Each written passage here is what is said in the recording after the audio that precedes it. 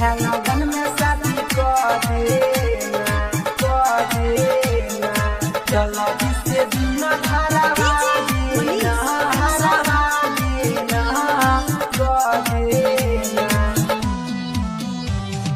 चलो जिससे दिन हरवा देना है लगन में शादी कर देना है लगन में शादी कर देना चलो जिससे दिन धरवा देना है लगन में शादी कर देना परदानी पैया सुन मोरी मैया है 26 से करा देना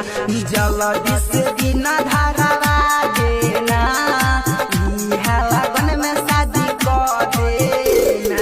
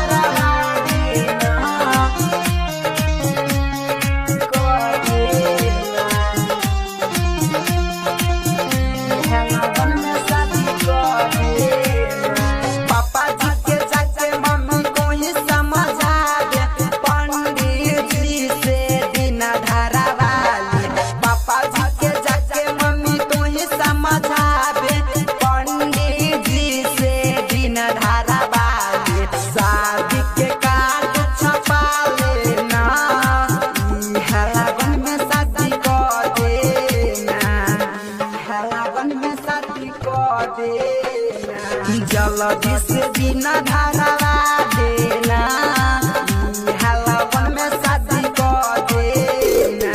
है लगन में शादी कर देना है लगन में शादी कर देना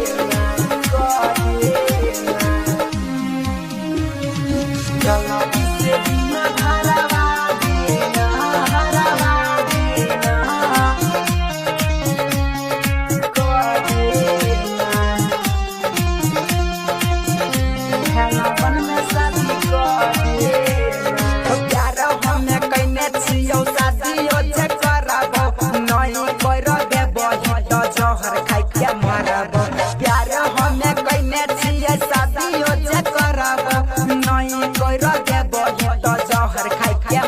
पंकज के हरदी लगा देना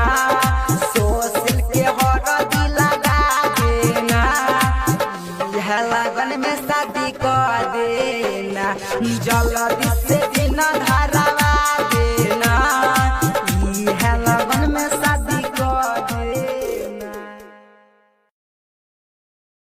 जल्दी से दिन